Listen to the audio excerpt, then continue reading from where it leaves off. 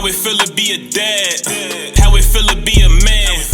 You provide by any means, and we sticking to the plan. Yeah, I do this for my seed. Come and listen, come and see. Remember, it was just me. Now it's all about we.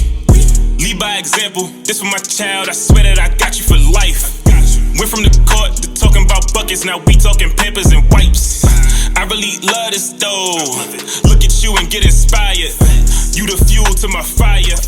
Come here, let me change your diaper. Diaper Dad. Yo, what is good? We are back. It's your boy GQ. And it is your boy Boog. Welcome back to Diaper Dad's podcast. Another week, another blessing, and another lesson. Listen, we got a solid guest today. I would ask you how you doing, Shane, but I already know you already here. I know you happy, you everything good. The energy's live. I'm going to Vegas tomorrow. The energy is like, I'm like up here right now. You feel me? So we just gonna get straight to it, all right? Yes, listen, I'm going to give this gentleman his flowers right now, as most of these other podcasts would say. We got one of the legends of the town. Would you agree? I appreciate it. You would agree? We got one of the legends. Yeah. Not only that, he's he just got the head coaching job, changing the whole culture, and is having success right now. Listen. Facts. Mr. Justin McCoy. We got him in the flesh. Justin McCoy, tell him a little bit about yourself. Bro, thank you for that, man. I appreciate that. I'm going to give y'all flowers right back, bro. Like, what y'all doing is amazing, man. It's good to see, man. I've been talking to my wife about this a lot, man. Like, there needs to be more spaces for dads. Yeah, facts. Do a little bit of self-reflection and, a little bit of, talking and collaborating with other dads, bro. Like, so this is like one of my, besides my, like, close friends and family and stuff, some of my first times talking with other dads, bro. So I'm really excited. And, Lawrence, we go way back. Bro, Lawrence just come to my house back in the 90s, bro. We go way back. Pictures of him in the family albums, dog. And Shane, we met back in high school, so I'm going to give you a flowers real quick. Because I'm a guy, my teammates will tell you, they used to annoy them back in the day. I used to be like a fan, right? And I got no shame in giving flowers, right? So for sure. I went to an Atherton game. I forgot who y'all played, but I went with Kevin Fitzpatrick. Right, I think it was like your junior year, and you was doing wherever you wanted, bro. And people in the crowd was like, "Shane, shoot from here." And he was like, "All right, bet, cash." I'm like, bro. And then after the game, I went to him and was like, "Bro, like your confidence is crazy." So like I kind of gave, I kind of took a little bit of that, into my game and stuff. Try to like, fuck them, bro. If I feel it, I'm gonna let it go. You know what I'm saying? Because those are the best moments in the game where you feel it and you just go with your instincts, and that's what I saw from you. So I'm gonna give you your flowers too, but thank y'all for having me, bro. But a little bit about myself. Shoot, what y'all want to know? Everything. So let's get to how do we get to this point, right? So give us a little background about who Justin McCoy is, right? Because we were just talking off camera, you know what I mean? And you revealed some shocking news to me, and I didn't even know. Because back in the day, growing up, if you was going to private school, that was the way to go. You know what I mean? Everybody was like, and we always said, and probably all three of us has always said that if Howard County would have kept all the talent in-house, how dominant Columbia would have been, right? You told me that you didn't even want to go to Mount St. Joe. And for those that don't understand and those that are listening, Mount St. Joe was, y'all had you, Chase, our boy Chase that was on the pod. Yeah, you know what I mean? You had Eric Atkins coming up. You had Henry, Gregory, like all these guys. Lewis Bird through the program. And you didn't want to go. So look, let me make it clear, right? So I grew up in Columbia, right? So my dad and my mom are from New York. They're from the Bronx. My dad ended up out here, and they actually had me during my dad's freshman year at Morgan State. Is where he went. He played basketball at Morgan State. My dad actually, until like a couple years ago, was number one in all time in assists, and he scored over 1,000 points there too. So he played on the basketball scholarship at Morgan State, and that's how he ended up in Baltimore. My mom and I were in Richmond, Virginia, staying with her family because they had moved to Virginia. When my dad graduated, we came out to Columbia. right? So I was probably like 3 years old, probably. And then my brother was born, Devin, right? So shout out Nero, our camera guy. Yeah, shout out to my brother, shooting Nero. You know how it go. So my dad was a teacher straight out of college, so we moved to Columbia, and so that's where I grew up. Grew up in Columbia, grew up in the Oakland Mills area. So my dad playing college basketball, being young, like I'm in first grade, he's 26, right? So he's fresh out of college, right? Teaching. He moved into our house in Oakland Mills. First thing he did was give me a hoop, because my neighbor had a hoop. But they kind of complained about me playing all the time. So my dad bought me a hoop this first grade. And there's this kid up the street named Andre Brooks. He's like a top 3 all-time Oakland Mill scorer, right? Probably like 6'5", ended up playing at Central Connecticut. He lived up the street from me. So he used to always come hoop in my basket. And my dad said you could play as long as you come get Justin out. So I'm little just watching Andre getting his rebounds, passes. So that's kind of how I got hooked to the game, watching Andre going to his games. So I always grew up wanting to go play in Oakland Mills. So, you know, I grew up, my dad having connections and stuff in Baltimore. I always grew up playing in Baltimore, played for some of the best programs, Mount Royal. So playing with Mount Royal, I got the look from Coach Clatchy, probably like 7th grade. I've been this size since like 6th grade, bro. So I'm playing point guard 5'9" in middle school against everybody else smaller than me. So I'm getting to the rack whenever I won, all that. So I got the attention from Clatchy. I'm going to the games at St. Joe, like, damn, this shit's crazy, bro. Like, this shit's... I'm like, bro, he want me to play in this? Yeah. I'm like, damn. Like, so that's when I realized, like, bro, I must be good. Like, you know what I'm saying? Because I never really played in Columbia, so I didn't really have, like, the kids around me to, like, gauge myself against. Like, I always played in Baltimore, and I never looked at myself as, like, one of the better players. But once Coach Clatchy started giving me attention, I was like, damn. Right. I must be doing something right, so... But I still wanted to play Oakland Mills, so I told my dad in 8th grade, like, look, if I'm going to St. Joe, look, my mission in basketball, because, you know, my dad graduated and became a teacher, then became a principal. He just retired as, like, the community superintendent in Howard County Public Schools. So my path was kind of like, wasn't like, yo, let's go pro and all that. It was like, yo, let's get a scholarship and let's use these connections to kind of go a similar path. So I always wanted to do the same thing. So I told my dad, after college, I'm going to come back and coach in Howard County. And the first thing I'm going to do, bro, I'm trying to make sure that, like, kids want to come back and play for me and not go to these private schools. Wow. Like we say, if everybody in Howard County stayed in Howard County, you know, the talent level is crazy out here. Everybody just leaves. And I always thought it's because, like, yo, like, me, Henry, and Chase went to the same middle school. Yeah. We grew up on the same street, pretty much. Easy. And we could have went to Oakland Mills and did that where we did the St. Joe, but there was no culture there for us to be like, yo, let's do this. So I'm gonna try. Right. I told my dad, wherever I go, bro, I don't care where it's at. Wherever I get a head coaching spot, I'm gonna try to do that there. So I'm not saying like, bro, I kind of like put it out there early, just like in 8th grade, and I kind of like just followed that energy. So I guess that's how I got to where I'm at now. So after college, I kind of just like sat back and just helped out at Glenelg and just watched all the other coaches and what they were doing and like what I need to do different when my time comes. I just waited and my time came. So we here now. And just a quick side note. So Justin's dad was my principal at fucking Cradle Rock. Right. He used to open. This is my most memorable memory of being there. He would open a gym for me at like 6:30 before school started. On like it was only me. It was me and another kid that was in my grade. I'll never forget this shit. He'll do that shit like once or twice a week. And that shit will always stick with me. Anytime I'm back home and I walk through your dad's neighborhood, y'all neighborhood, anytime I see him, I always stop to say what's up. So that's definitely inspiring, bro. Because like you said, like to go, it's interesting to see because you went the private school route and you're becoming basically the roadblock to keep everybody here. You know what I mean? Like, because we have, you're doing a damn good job. Because I appreciate what you're doing right now with Reservoir, that shit is. I don't think I've ever seen Reservoir be this monster. I mean, that you guys are.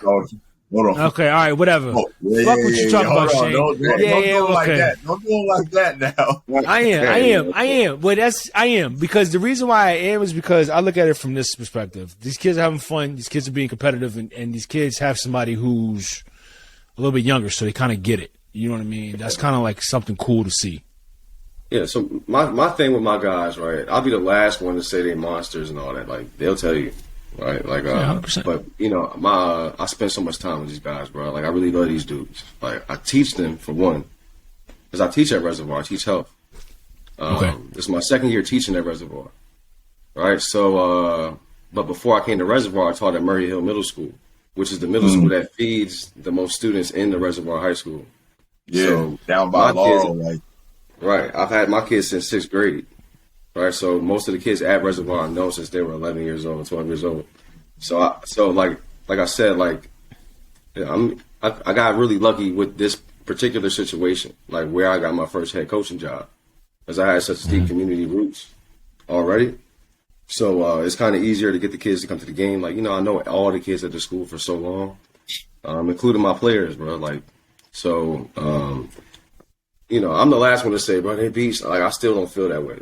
All right, but my job is to share how much fun they have and like how much they love each other. Like, so I share all of that stuff, and you know, I'm not bragging or anything like that. I'm just showing what these guys are doing. Right, it's hard work, and I just want everybody to see that these guys are like working hard and it's paying off.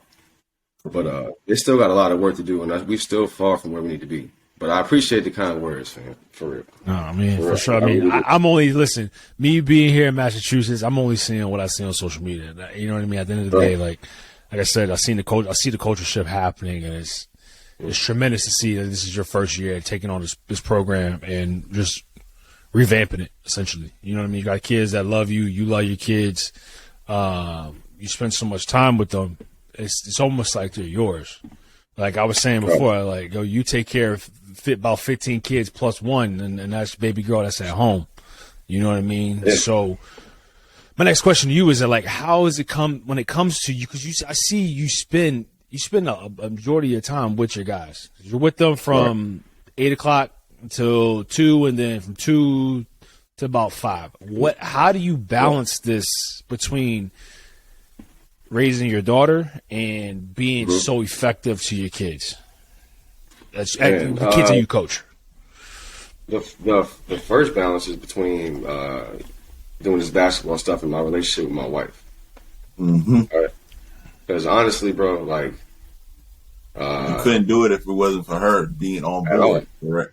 No, like I wouldn't even be at this point professionally or individually as a man without her and everything she's done for me. She's softened me up, bro. She's giving me different perspectives, right? Like, I just improve all around as a man. So that obviously helps me as a coach, and it helps me as a father too. But that's the first balance. So my first thing is making sure she's straight.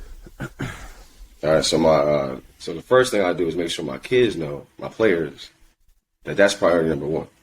My wife, right? And she the head coach. I'm the assistant coach. She the head coach, bro. Dude, like, if she want to shut this whole thing down, bro, she gonna shut the whole thing down, right? So my kids, bro, every chance they get, they thank her. So that's one thing I do is try to make sure she good, take her out to eat, make sure we got personal time. And then my daughter, right, she helps me out because like you said, I spend a lot of time with the other kids, and they all have their own. I'm not gonna say problems, but things that they're dealing with personally, and you gotta, as a coach, find a way to make sure you can connect with all of them individually, and make sure they, you can do what you can for them to make sure they're right, so they can give you everything they got, and they all got to be at a certain level mentally to be able to connect and do things for other people, like their teammates and stuff like that. So that's kind of draining, but it's also like the most rewarding part of the job, seeing them grow as young men. When I get home, but I need to spend time with my daughter. That's the first thing I do. Put my stuff down and grab my daughter. It kind of like brings me back, like, bro, I get to spend time with my kid now, bro, and give her everything I got left, and then I'm knocking out, doing it all over. But just like making it my purpose, bro, to answer your question. making sure I'm like, all right, bro. We got school from 7 to 2:10. I go pick my daughter from daycare. We practice from 5 to 7. So I make sure I got that 2:10 to 5 o'clock to spend time with my wife, talk about our days, decompress, play around with my daughter. Then I leave, come back, help put her to sleep. So I try not to do everything like right after school. Like I try to have like little gaps in between. And that's why we do the early practices on Saturdays too. Hey, Justin, I want you to just kind of give the listeners a feel or just your perspective of like how much like this coaching actually means to you, right? And, you know, I've been coaching for about 6 years now. I also have a daughter. I got 2 girls. But I think a lot of people just don't understand how much that shit actually means to you, man. And the balance that you get of like being around young men, you know what I mean? Young black men. And then also the opportunity to be around like a young black woman, you know what I mean? Or a mixed young woman is just like the balance of it. Like some people like just listening to your story, you know what I mean? It's just like, it's just destiny. You know what I mean? You being in that pipeline with these kids from their 11 to now, and then like coaching at the school and just getting that opportunity. To me, I always look at it as destiny.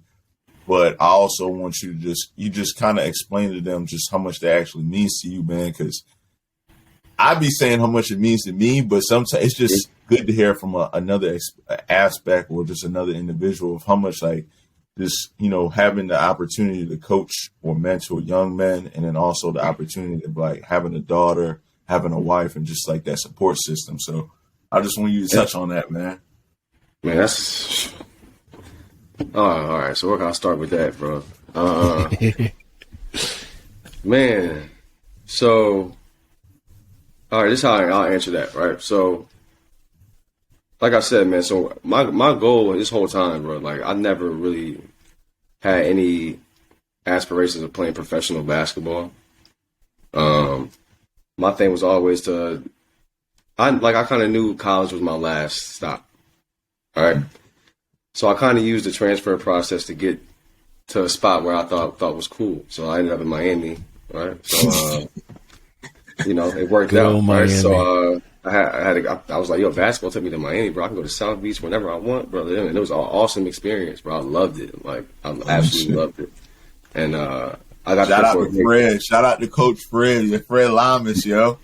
Yeah. I know he was down there when you was down there. Fred, dark skin.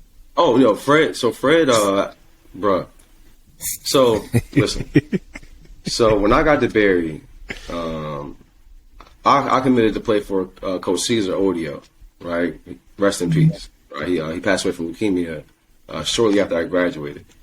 But I played for him for 1 year. So my junior year, I played for Coach Odio, and then he came down with leukemia my senior year. So he didn't coach my senior year. A different guy coached named Orlando Gonzalez. And then my coach Odio, you know, I graduated or whatever, but I had to come back and finish my credits or whatever. So I had another year. But Coach Odio retired, and they brought in Coach Butch Estes, who's there now, and he brought in Coach Fred. So I was still there while Fred was there, but I wasn't playing. I was on my last year, like my eligibility was up. Gotcha, yeah, I got you. Like, so when that coaching staff was there, I was like, why couldn't they come a year earlier, bro? They were so cool. Right? But yeah, he was a cool dude. So my whole thing was to graduate, come back, teach, and all this stuff, right? So, man, when I graduated and I came back home, bro, I really didn't do much with basketball besides help out at Glenelg. But I did that here and there. I was like a volunteer coach. So when I met my wife, she didn't know me as a basketball player or nothing, right? So we're just, you know, we're dating, getting to know each other, but basketball really wasn't part of the equation or anything like that. It was just me and her, right? So she has no idea, she had no idea of anything about me coming up, doing basketball all this time and all this stuff like that. Nor did she really care. So when I took the head JV job at Glenelg, that's when she started seeing like, oh, this is like really what he's passionate about. Right. So that's when I started learning how to balance the relationship and the coaching and stuff like that. But it wasn't really my program. All right. And like I told you guys, I wanted to do this since I was younger. So when I got the chance to take over the reservoir program, I told my wife, like, look, you're really about to see, like, I've been telling her this whole time, bro, like, I'm going to take over the basketball program. This is what's going to happen. I'm going to do this. First thing I'm going to do is this. I've been planning this stuff for years, bro. Like, for years, dog. Since middle school, I've really been, this coach at this school runs these plays. This coach does that. When I get a job, I'm going to make sure that I reach out to these people. Like, I've been planning this stuff out this whole time. So, got the job. My wife's on board because she sees my vision and stuff like that. And it all just starts happening. So, but it means so much to me because everything I know, bro, as a person, like, is from basketball. Like, I am basketball, bro. Like, it sounds cliche, but you really think about it. I'm sure you guys can relate. But like, all my friends, I met through basketball. Like, every lesson I learned in life, like, came from basketball. Like, it prepared me for life. Like, bro, like crazy. Like, I can sit through a meeting with my principal. He can tell me that I'm the worst teacher ever and give me the worst feedback ever, bro. And I'm like, thank you. Thank you, bro. I can go and get better. Like, I'm like, thank you for this. Like, because I'm used to, like, criticism. Yeah, I'm used to that. Yeah, but I see coworkers like, oh my God, he hates me. It's prepared me in so many ways, bro. So, and I also had coaches where I'm like, bro, like, this dude is not taking this serious. Like, we've had coaches just like, come on, dog. Like that we don't really get along with. So, like, I kind of, like, took things from all the different coaches I played for. Right. And now I get the chance to, like, be like the coach that, like, I'm in the locker room with my teammates complaining that I wish I had. You know what I'm saying? So to mentor these young men, like, to try to push them to the next level, bro, like, it means everything to me. Like, I get emotional all the time with it. Like, and I'm working on just letting it out. So I let it out in front of the kids. And, like, I give them speeches all the time. Like, look, man, like, this game is so important to me right here. Like, I'm so proud of you for this. Like, so, bro, I don't even know how to, I don't know how to answer that, yo. Like, bro, I've been wanting to do this for so long and for it to actually happen, bro. I really feel like I'm living my purpose. Yes. You know what I'm saying? Yes. Like, I really, like, everything, like, looks different. Like, everything's brighter. Like, I feel like I'm excited every day to wake up and, like, improve myself and improve the team and stuff like that, bro. It's just great, dog. Like, it's really the best thing in the world. I love it, man. I told Boog like a couple weeks ago, or like a couple months ago, one of my favorite things to ask people, just like people that I actually close with, I'm like intimate with, just like, what's your purpose, right? And so many people, they be like kind of shocked, like, fuck, damn, that's a good ass question. And it's really for refreshing, man, to just to talk to someone and them just actually say what their purpose is in life, because we have, like, not saying we all have the same group of friends, but we have a similar group of friends that are around the same age group. Right. We're not getting younger, you know what I mean? And, once you start getting older and start being a lot more mature and have responsibilities, just like understanding, like, what's your purpose in life will really fulfill you in life. Like, it'll really make you happy. Like you said, like, you fucking wake up fucking happy, yo. Let's go. Like real talk. Like, this is, like, I always knew I wanted to teach, right? Because my mom's a teacher, my dad's a teacher, right? I've been in schools my whole life, bro. Like, my dad has a connection with damn near everybody in Columbia through education. So I always knew I wanted to do that. So that's why I went to school and majored in PE, right? And then obviously I had a connection to get a job in Howard County, so I'm teaching where I grew up. But that right there prepared me. I learned how to connect with different kinds of kids, and I learned how to teach, like, lesson plan and like objectives, like all that stuff, the teaching pedagogy stuff, and that also prepared me to coach, right? So, like, even while I was teaching, man, like, I knew, like, I'm doing a great thing teaching these kids and stuff like that, but I still didn't feel like this is what I'm here to do, like, right? But I also knew I wasn't ready to be a head coach. So I took, like, the volunteer assistant jobs. I took the JV job at Glenelg. I sat down and shut up in, like, coaching meetings because I didn't know how to coach, but I knew how to hoop at a high level, but that's not coaching. It's completely different, right? Like, you could be the best basketball player in the world and be a terrible coach. So like Facts. being able to Facts. going into teaching, I didn't know how to teach, so I just sit down and learn how to teach. So when I got the opportunity to be assistant coach and stuff like that, I just sat down and tried to learn and take different things from different coaches that I'm observing. And when I got the chance to coach, now I add the teaching aspect too. Like let's go into practice with one objective and one focus, and these are the ways we're going to get to that objective. And breaking things down, like the plays and the other teams' plays, breaking it down in simple ways for them to learning how different kids learn. So like all of that leads into this coaching stuff, and now it's all coming together. All right, even if things are going bad right now, bro, I still feel like now I'm here doing what I'm supposed to be doing. Correct. You know what I mean? And it's interesting because, like, you brought up, there's a couple of things that I picked up throughout how you were responding. And one thing that you may not even realize it, but I think that is very important. When we let's backtrack a little bit. When you were talking about your team and letting your team know that your wife comes first, your family comes first, and you let them see you become emotional.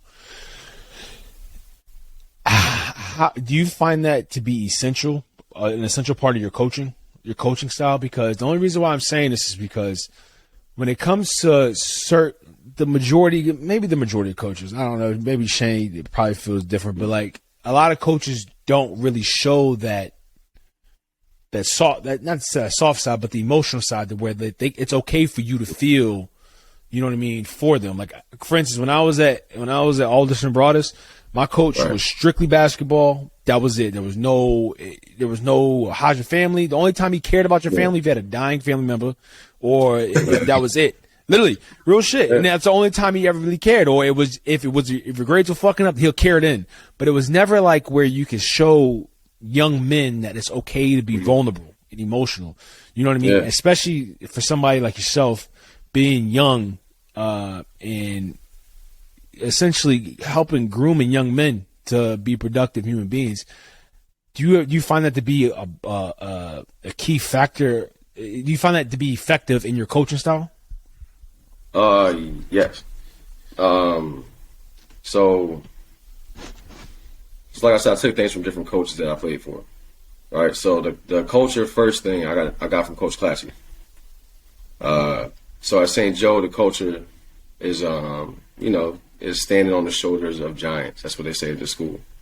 Right. So it's like at St. Joe, we weren't competing with the teams in the conference. We were competing with the teams before us. Okay. And our objective was to continue the culture and not let it die off with us. Right. So that motivated us to work hard, not like playing against the other team. Like, you know what I'm saying? So we did everything together. Everything was together with the past teams, the future players coming in. We did everything together. So I try to take that part of the coaching into my program. Also, the part that you're talking about with your question, just real quick about my college journey, right? I started off at Coppin State. I quit the team after the first day of official practice. All right? Really? I wasn't happy there. All right? Basketball-wise, school-wise, nothing. I wasn't happy there. So I decided to transfer, but I finished the year there as a student. So during that year, I kind of just I don't really know what I did, but I just worked out. I went to school. That's all I did. Worked out, went to school. But I transferred to a Division II school, Seton Hill, in Pennsylvania. I played there as a redshirt freshman. I had a really good year. I averaged 15 points. I made the all-freshman team. But didn't really get along with the coaches there. And I was very immature. So let's be clear, I'm not putting it on the coaches at all. Right? It's all me. So I decided to transfer there. Yeah, it's all me. If you asked me this 10 years ago, though, it's a different story. But it's all me, right? So I decided to transfer. So this is my second time transferring. So I either had to sit out or go JUCO. So I went JUCO. I went to a D1 JUCO called St. Petersburg College down in Florida. Had a really good year. Again, averaged 15 points, all conference. And being I had the D1 tag on me, all conference D2 tag on me. all conference JUCO, and a really competitive JUCO conference down in Florida. It was crazy down there. I left there with a few Division I offers and a lot of Division II offers, like a lot. And so I decided to go to Barry. I was like, yo, I'm going to Miami, bro. That was my first visit. Bro, it was amazing, bro. Yeah. Oh, it was amazing. Yeah. In my hotel, I canceled all my visits right there. I didn't even go to the school yet. They just showed me around Miami. I said, yeah, it's over with. Yeah, they was the bottom of the conference and all that. I said, look, it's over with. I'm coming here. First it's visit, funny that you. It's funny that you say, is St. Peter's in the same conference as Pope? Yes. Yo, it's so funny that you say it because like every year that you left the year before I actually played that school. So like when you were at Coppin, I was a senior, and literally my freshman year of college, we played Coppin, and you had just left. Damn. And I had left my first D2, and I went to Davidson Elkins. Right, and literally the year I got there, you had just left. And I was telling niggas that day, I was like, because I remember you went there. I was like, yo, y'all remember this dude named Justin and Pete? One of my main guy, PJ. He was like, yeah, homie was tough. Nice. Homie was tough, yo.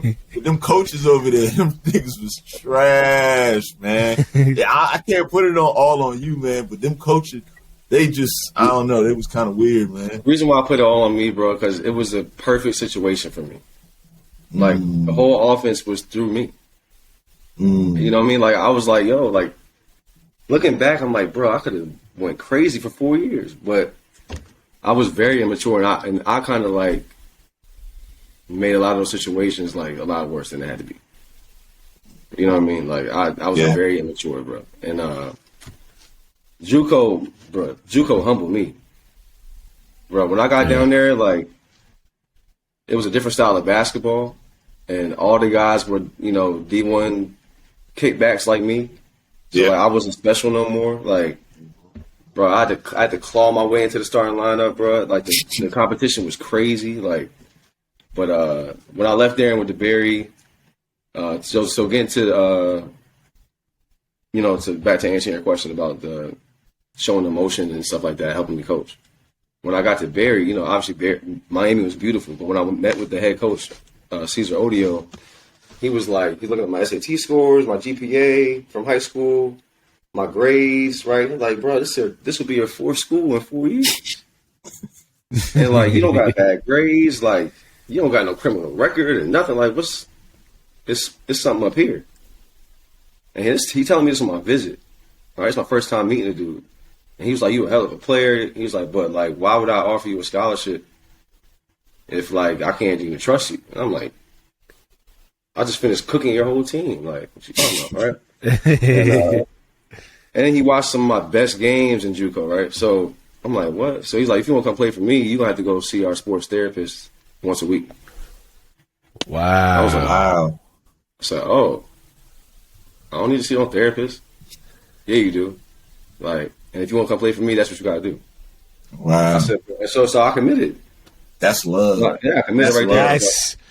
That is a fucking storybook fucking committed there. Canceled all my visits to other schools and stuff like that. People didn't understand because I had talent and I had such good years so far in college. While I went to a school that was at the bottom of the conference and stuff like that. But it's about the coach, bro. Like, that dude was different. And when I got there, it was nothing. It really wasn't nothing about basketball with me.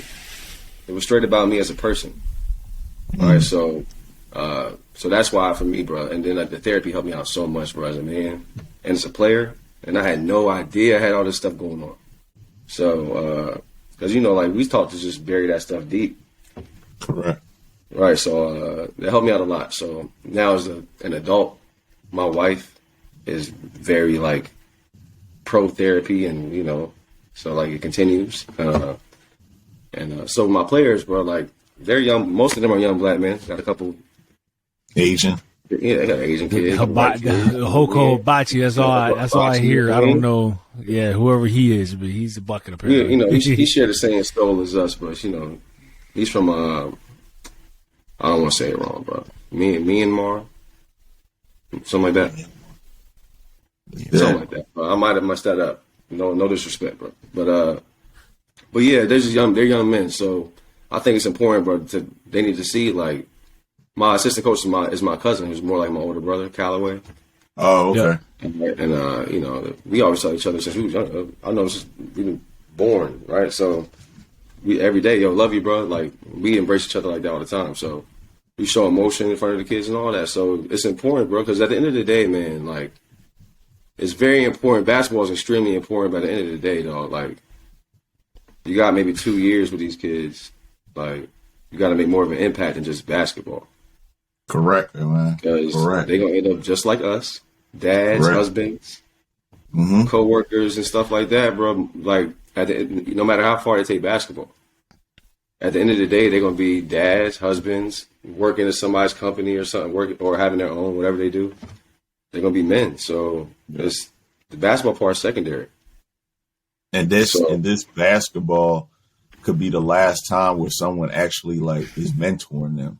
You know Right. what I mean? Because like you said, you know, for college, that was it for you. For a lot of these guys that play high school basketball, that's it for them. So like they're gonna go on, they're gonna go to college. They're never gonna probably have the opportunity to have someone want the best out of them. You know, Right. and just you saying that reminds me of The Last Chance U. I don't know if you watched the basketball one, Well, for sure. but like that shit is probably one of the best documentaries for basketball ever. Facts. And I had just sent Obi and Jagon this clip of basically Coach Mo. He had got like so emotional about the kids being upset that he asked them to go harder. And he was basically explaining, he was like, yo, I miss my son's baseball game. He was like, I miss my daughter's baseball, softball game. And he was like, I'm out here committed to y'all, and y'all are getting mad at me for asking y'all for extra. All right. You know what I mean? Yeah.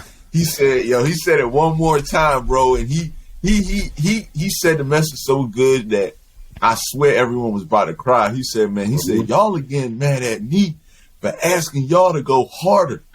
He said, man, you think I like missing my daughter's game? You think I like missing my son's game? You think my wife's calling me right now saying when I'm coming home and I'm telling her I got to do weights with y'all? He said, yo, you think I really missed? And that shit just is so deep because, like I said, man, these kids, these black young kids, this is probably the last time they ever get a chance to actually be mentored, man. Yeah. And just And like what's how you crazy said, man, about it, what's crazy about it is this though, is like you be often surprised about those kids that always reach back, you know what I mean, to those people who mentor them. And that's what I'm saying. Cause it's like, it's so fucking weird, bro. Cause like you saying that you kind of wanted to follow your like you and your pops wanted to be on the same like pathways. Like I was just telling Shane, I was like, yo, it's almost parallel to what they've done. Because I was a kid who came up underneath your pops. And even when he was my principal, it still was like he was like my mentor. And even to this day, it's like I know if I ever see Mr. McCoy, like there's always going to be, hey, how you doing? How's life? You know what I mean? It's bigger than basketball. And these kids that you got now, and I'm sure they look up to you, you know what I mean, more than they probably look up to their closest family members. You know what I mean? You're doing a lot more with them now. You know what I mean? And different avenues and seeing basketball games, doing this. So it's like those kids will always be your kids. And to go with what you're saying, man, like I grew up with my dad, right? So that's what I've seen my whole life, right? My dad being there for a lot of kids, like a lot of kids, right? And I look just like him, like everywhere I go, like, yo, your dad did this, yeah. So I've seen this my whole life, bro. That's all I know, right? So that's how I am as a teacher, right? Like, I'm like that as a teacher. So, and I've taught in so many different schools and programs where I got kids all over the county, and I make sure to connect with every single kid I taught. I found a way to connect with all of them. I got it from my dad, right? And bro, like my teammates growing up, like from Baltimore, used to damn near live at our house growing up. My dad used to go pick them up, and like for the whole weekend and drop them off at school in Baltimore and then go to work in Columbia. You know, he did it for a lot of kids. So to me, it's just like, that's not even nothing extra to spend the extra couple hours after practice in my classroom with the kids. Like, you know what I'm saying? Like, that's the norm for me.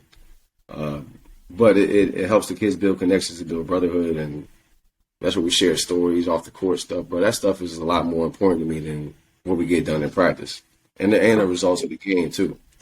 But yeah, my dad too. Like he played basketball, so he has a lot of connections. He showed me a lot of things. Even my friends who play basketball, my dad has been a catalyst in their careers too. So it's only right that I do the same thing for kids. Do you ever think, or did you ever feel, with him touching so many kids and him mentoring so many kids, that he ever left out on mentoring or always being there for you? Has that ever been a feeling, or has he always been able to balance both? You know what I mean? Be there for you, be there for his boys, his kids, and also like, you know, be there as a mentor and for other kids. Because sometimes, you know, it's not easy. They make it seem easy, but you know, it's a hard thing to do sometimes. So I would definitely say, I mean, I spend most of my time with my dad through sports and not much outside of that. All right. So yeah, that part definitely took a toll, and with my brother too. But at the same time, my mom, bro, is amazing. And that's where we got, like, my dad had like the sports and the discipline part, not so much of the like personal connection part, right? My mom had all of that, right? Like, that's where we got all of our like cool and all that stuff from my mom. All the discipline and staying straight and the sports stuff we got from my dad. Like, now as an adult, we're a lot closer than we were growing up. But growing up, it was definitely more like a coach-son relationship. And then for me, I saw the coach, kind of the same coach-son relationship with my teammates and stuff, but it was like a little bit different, bro. Sometimes it did kind of like make me go like, you know what I mean? But at the same time, like, now in that position, I know it's tough to have that balance. But seeing that growing up and feeling that growing up, that's why I'm like, yo, my daughter and my wife come first. Like, period, to my players, bro. Like real talk. After practice, we hang out in the classroom, and if my wife calls me, I just go like this. Kids clear out. They know what it is. It's time to. My wife calling me, bro. It's time to go. Like, they know what it is, you know.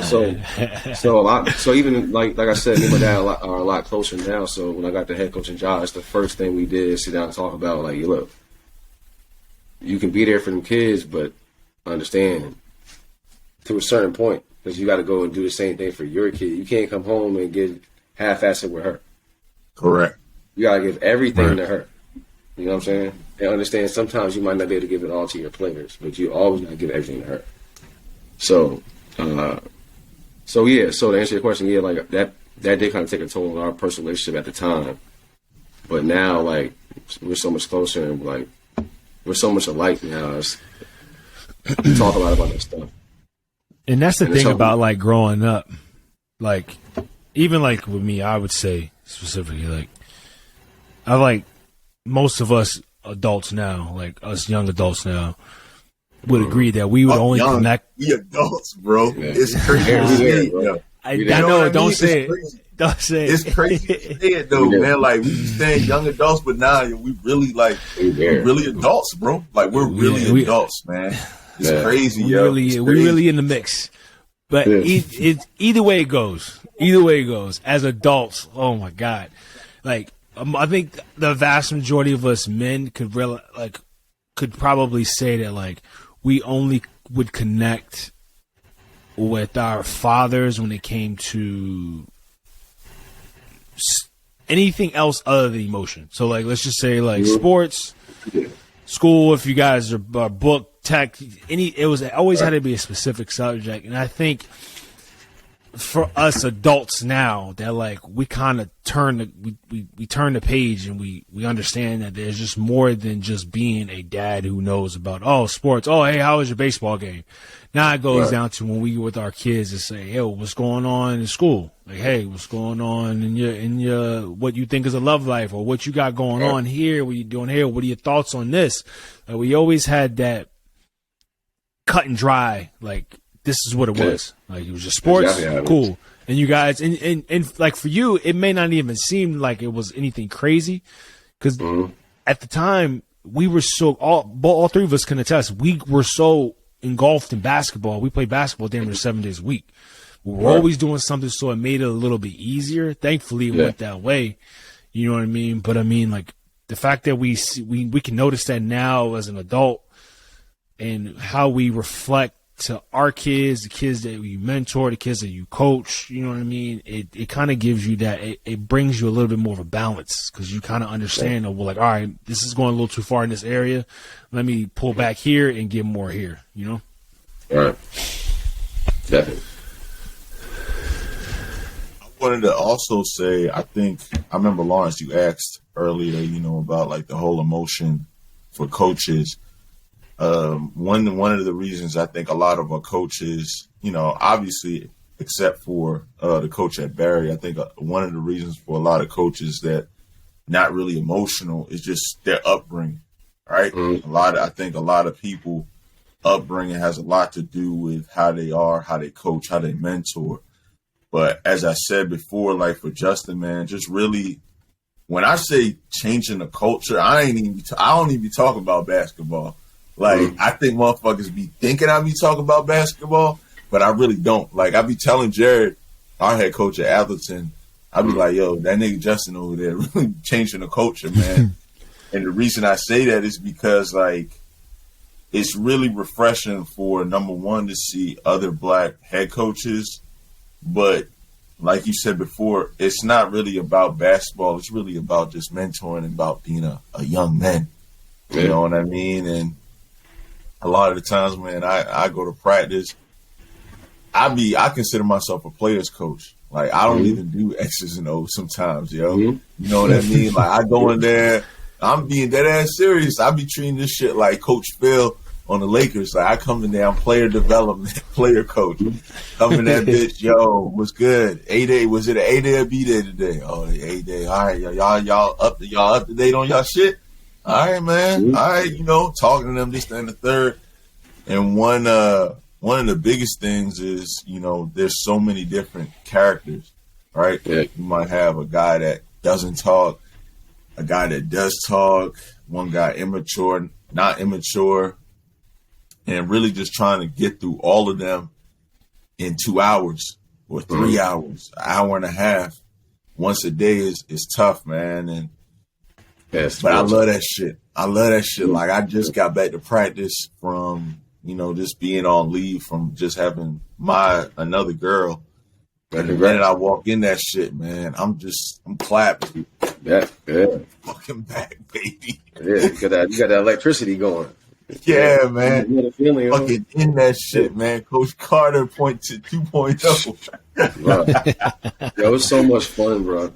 But I'm the same way, bro. That's why I consider myself a player's coach. Like, look, I tell my players, like, I ain't go to the league or nothing. I ain't play pro. But to me, like, I said, this is what I'm going to do with basketball, and I did it. So I tell players, well, I did it to the highest level, right? I got everything I could out of basketball. And, you know, sometimes I got to remind them some accolades and stuff like that. But, you know, now a lot of the time I got to check it up with them after practice and let them know, right? But, but I don't get nothing out of this besides seeing them happy and pushing them to the highest level they can go with it. Like, bro, I don't get nothing else out of this besides satisfaction from that. Like, so that's what drives me, bro. Like, I don't get a pay raise, bro. Like, the coach stipend ain't nothing really. They ain't gonna do nothing for me. That's you know what I'm saying? No awards that I might get, or that the team, that's not gonna do nothing for me in my personal life. It's not gonna help my daughter, or, you know what I'm saying? So I just do this. I love basketball, bro. And I love my kids, like, genuinely. And I just want to see them, like, take this stuff far, bro. So I'm not like, I ain't got no power trip with them. Like, it's an open mic policy in practice, bro. Like they see something, they can say something. Like it's it's just like like I just wanted it to be the best situation possible for them. Everybody's honest. Everybody's honest with each other. Kids don't got to guess nothing with me. They can ask me anything, talk about anything. I don't hide nothing, bro. Like I told them, like they get to see the real me. Like there's Mr. McCoy, right? But Coach McCoy, bro, you can get to see the real me, like the real Justin McCoy, and you know what I'm saying. So, and then like if you get to connect with them like that, bro, you can get everything possible out of them. And even unlock parts of them, bro, that they didn't even know they had.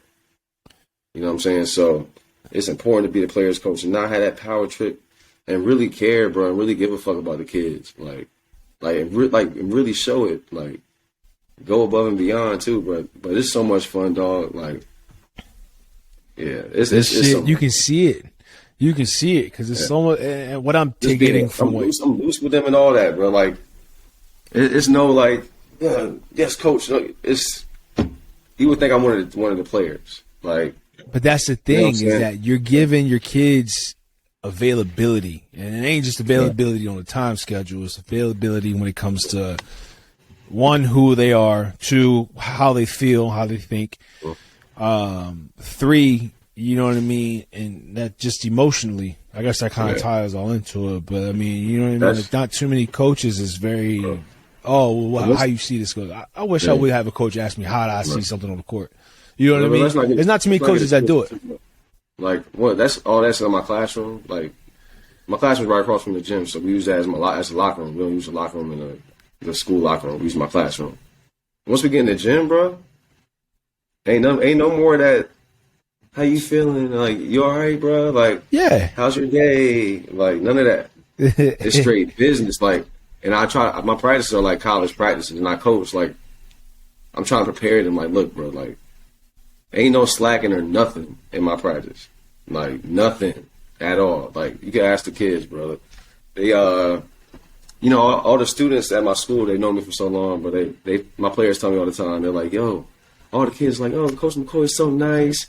He's so sweet. And my players be like, yo, no, the fuck he is not, bro. He is evil. But I'm like that in the classroom with the kids. Once we get on the court, it's straight business. It's discipline. It's all that. But in my classroom, ain't no basketball, nothing. We loose with it. Be yourself 100%. But that's how you get the most out of the kids, though. For sure. And a big question, man, I wanted to ask. I think I touched on this. I talked to Jasmine about this, I think, recently. I think we touched on it too.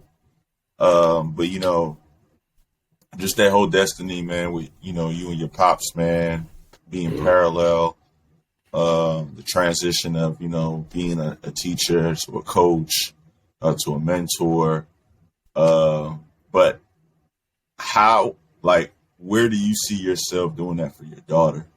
And the reason I asked that is because one of the things I was talking about was, Riley and Steph Curry. Everyone knows Riley because she's Curry's first daughter.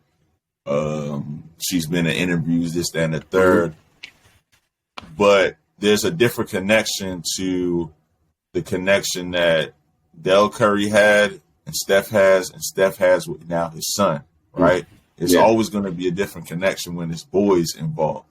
With you not having a son, you got a daughter. What do you like? Where's the transition? Or like, have you ever thought, like, what is your thought process of, do you want her to play sports or like, give us a little background behind your thinking. You know what I mean? Yeah. I think my daughter loves basketball. Right. Obviously, I got her basketball hoop off rip, and the ball off rip. Put the ball in. I gave her the ball first thing. That's I did. Standard. Ball. Yeah. Right. And I ain't saying I'm gonna force her to play basketball, but it's gonna be in eyesight at all times, bro. Like, I'm gonna definitely influence her to play basketball. But right now, like, I don't really post too much on my Instagram no more. But like, she loves it, bro. She tries to play basketball every day.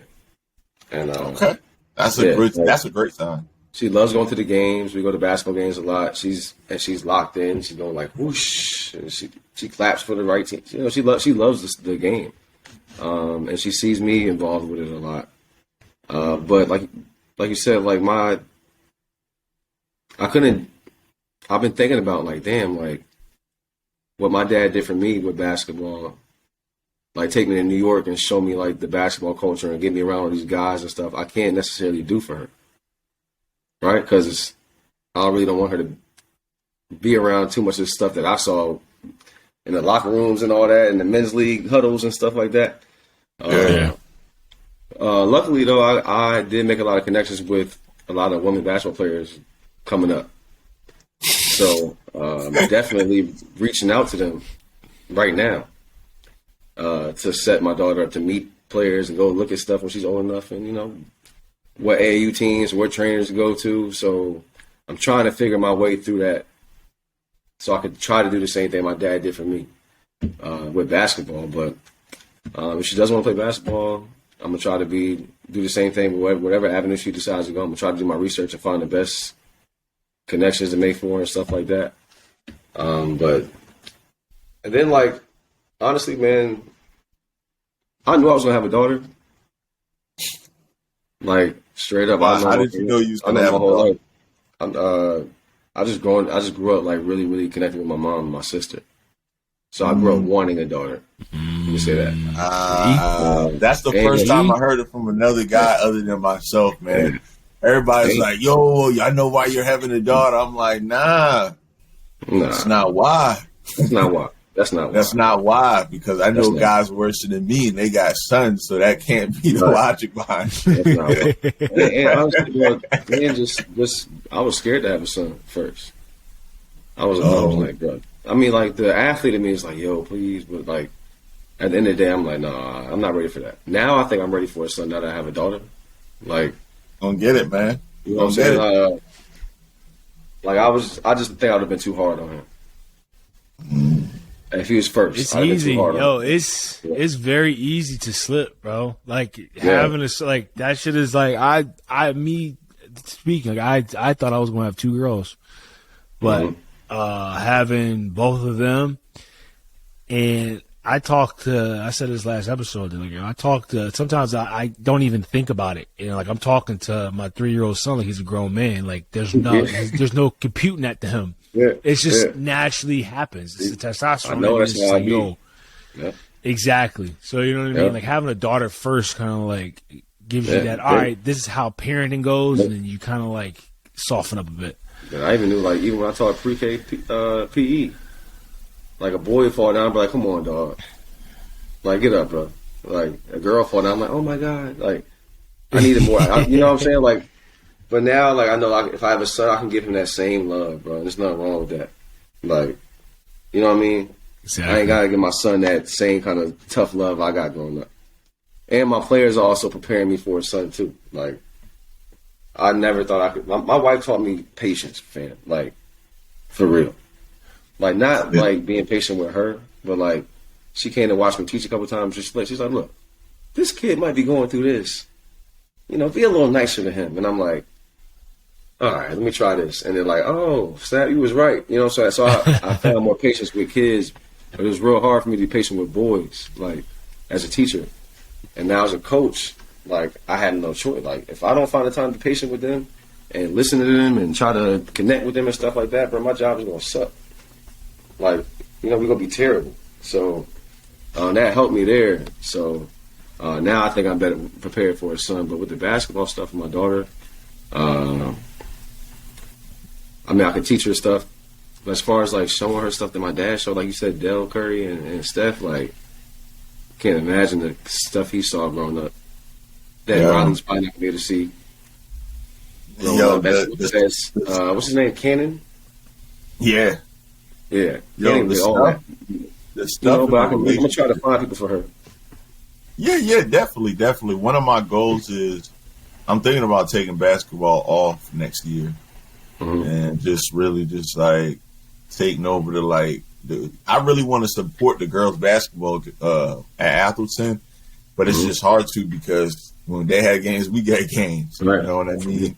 Tough. And then I just had a daughter, but next year, man, like, you know, I'm going to try to go to soccer games, you know what I mean? Go to Atherton girls soccer games, go to girls field hockey games, just really try to be active in that girl aspect, man. And just, you know, the memorial of my guys coming up on Thursday, Kobe. So I just always think about Kobe, man, just how he really changed the culture too. You know what I mean? Because for a guy to be so demanding and so alpha, and to really see him like turn another cloth and just be like, yo, I'm gonna have the patience to teach Shorty how to shoot. I'm gonna have the patience to coach coaching girls, man. I can only imagine how tough that is. Yeah, but a lot of people I get into it later.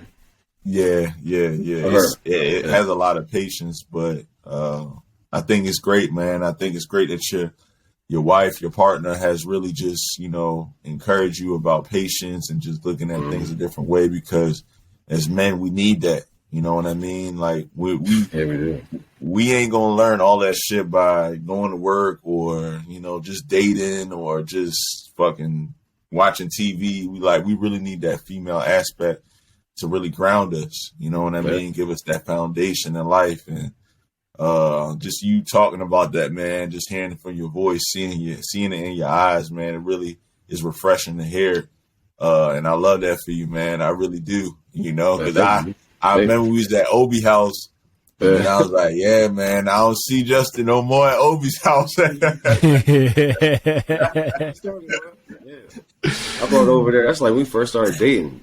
Yeah, man, I remember, bro. Yeah, bro, she helped me out a lot. And the fact that she's just like, man, I've been doing this 6 a.m. workouts, bro. I'll be getting up like 4 something, like getting stuff ready at home. And she been getting the baby ready, taking her to daycare every day, holding it down, bro. So like, she been on me, dog. So like, fam, like I'm so glad that these kids is doing so well right now. Like we could be doing better. Don't get it twisted. Right, but like right now they just came out with the county leaders, whatever, and I got the 2 leading scorers in the county, and those are 2 kids. I've been waking up early for them. Those are 2 kids, bro. Since I got the job, I've been waking up super early for them. My wife, she ain't been happy about it. We do. Right? We 2 years ago we started doing 6 a.m. practice too. Yeah. Well, you know you could do like 2 kids a day. Yeah. So I was doing that. So those are the 2 kids you really put the work in on. Those only 2 kids? Yo, I opened it up to everybody, bro. I was like, yo, I'm trying to make a schedule, 2 kids a day, bro. Let's get this stuff going. They was the only 2 kids that was like ready, and they was there every time. So that's something I took from Glenelg with Jansen McMillan. He used to do that with the players there, and he taught there, so like that was easy for him. So I teach at Reservoir, so I gotta get there anyway. You're already going to be in the building anyway. Yeah, I'm already going to be there, bro. So I might as well get there a little early, and just show them some stuff and connect them with some people who can work them out, and just show them some stuff that they probably never seen, or like this how you can get a whole workout in an hour, bro. Like you don't need to go in the gym for 2-3 hours. Bro. Like that's what they were the kids were kind of doing. They didn't really have the right guidance. So my wife was like, yo, these mornings they getting hard, bro. Like this better be worth it. So to see like these kids, like it's actually paying off for them. It's like, thank you, bro. Like, because now my wife is like, oh, okay.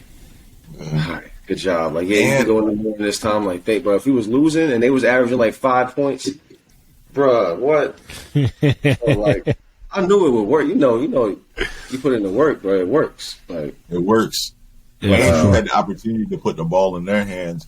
And I literally, when I forgot to tell Jasmine before I came out of the shower, but it's coming down to like 1 more month of basketball. So like it's about to wrap up like in the next, 5 weeks. So you're gonna be locked in with the fam for sure. Oh yeah. So this little week off of midterm has been great. Spending time with the family.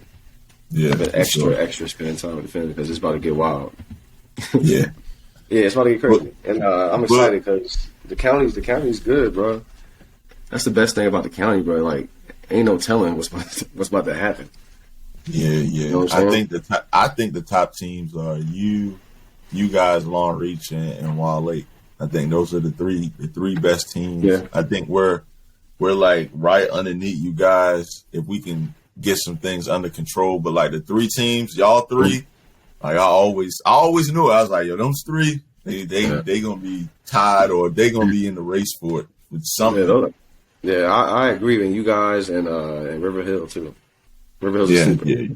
Because I mean, River Hill's the only team that beat. They're the only team that beat Long Beach and Wild Lake. I know. So I mean, but yeah, other than that, it's kind of like whatever. But it's up for grabs for the top 5, I think. Yeah, for sure. So I'm excited for the next couple games, dog. It's gonna be a good week next week, man. We got y'all again, so we'll see. Oh yeah, that's gonna be kind of crazy. Hopefully it'll be a smooth process this time, bro. Yeah. I swear, bro. Like, listen, dog. Like, when I was at Glenelg, like the River Hill games were crazy, and people were telling me like, "Yo, this Atherton rivalry with Reservoir is wild, bro." And I'm like, yeah, whatever. I'm like, whatever. But I'm glad though. Like, I really brushed it off. Like, yeah, whatever, bro. It's Howard County's a game, whatever. Dog, when I walked in there, I was like, yo, that fan, that game was crazy, bro. Like, even as a hooper, bro, I was like, yo, like this is like, you can't ask for nothing better than this. It goes deep, man. I'm not gonna lie. It's River Hill and Atherton and Reservoir, man. It goes deep, bro. Like the past 4 or 5 years, it's really been like really great games. Like when we got there, I told Jared, I was like, man, we've had some great games here. And he was like, yeah, man, like some really great. And it's because a lot of those kids, they live on the border, right? So like some go to Atherton and some go to Reservoir. So like everyone knows each other. Okay. But I tell people all the time, like when people are trying to come to the games, I always tell them come to the Reservoir games because Reservoir is on the borderline of Laurel, so y'all get a lot of the black kids. So y'all really got like that black environment. You know what I mean? Like, like that Oakland Mills Wild Lake environment. Even though it's kind of getting watered down over there, but like Reservoir, they got that Laurel in them. And I moved the student section behind the bench this year. That's the first thing I did. They got to be right behind us. Yeah, they got because they used to be across the gym. I'm like, no, and behind us be dead. I'm like, hell no. But yeah, that's my favorite thing about Reservoir, bro. Like, you got the Maple Lawn kids and you got the North Laurel kids. You know what I'm saying? Yeah. It's a perfect vibe because you got the crazy kids dressed in orange with the face paint, and you got the North Laurel kids. They stomping in the beat. I'm like, yo, this is a vibe up here. That Atherton game, bro, that was different. So I already know it's gonna be the same thing at Atherton. Oh, it's gonna be fucking packed. Trust me. But Boog, you had anything else, man? Nah, man. I mean, this has been another refreshing episode. It was very calm. The energy was very level. It was really beautiful. I want to thank Justin for hopping on with us, giving us his views and his insights on what it's like to be a dad and also a full-time dad and a full-time fucking basketball coach who's dedicated to multiple kids mentoring. Kind of piggybacks off of our last episode, which should be coming out. But listen, y'all, if you haven't checked us out, catch us on YouTube, Diaper Dad's podcast, Instagram, Diaper.dads, DIAPER.DADS, Apple Podcasts, Spotify, Anchor, for those who are weird. We love y'all. We'll catch you guys next week. Yes, sir. Thanks for having me. Peace.